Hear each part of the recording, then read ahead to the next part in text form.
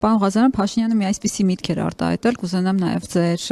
արձագանքը սրան, ասել է ոչ թե պատերազմն է իմ օրոք եղել, այլ ես եմ եղել պատերազմի օրոք, ինչպես եք հասկանում այս միտքը դուք։ Ցնդաբանությունն է, իր հերթական ցնդ, այսինքն ինքը վարչապետ է եղել 2018 թվականի մայիսի 8-ին,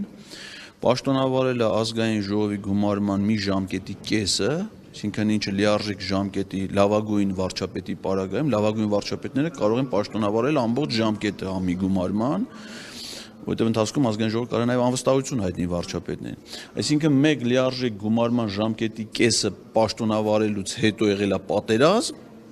այդ ընթացքում ինքը հայտարարել է, որ ինքը բանակցությունները վարում է իր զրոյական կետից, ինքը հայտարարել է, որ ինչ ուզում դա էլ բանակցում է, այդ ընթացքում հայտարարել է, որ Արցախը Հայաստանի անբաժանելի մաս է, որ իր ամբողջ քաղաքականությունը միտված է Արցախի անվտանգության, Արցախի ինքնիշխանության, միջազգային ճանաչմանը եւ այլն, ու այդ ամեն ինչից 2.5 տարի հետո լում է պատերազմ, մեկ է պարզվում է, որ ոչ թե ինքն է պատերազմ բերել մեր երկիր, այլ ինքն է հայտնվել պատերազմի մեջ։ Դրանից հետո ինքը կնքում է նոյեմբերի 9-ի հայտարարությունը ու 21 թվին լում է մի հատ նոր պատերազմ։ Ադրբեջանցիները հարձակվում են Գեղարքունիքի մարզի Շորժայի ուղղությամբ, հետո հարձակվում են Սյունիքի մարզի Իշխանասարի եւ Սև լճի ուղղությամբ, հետո գալիս է 2022 թվական ադրբեջանցիները հարձակվում են Սյունիք, Վայոց Ձոր, Գեղարքունիք ուղղություններով, ռմբակոծում են մեր բնակավայրերը, այդ թվում կուրորտային քաղաք Ջերմուկը, մեկ է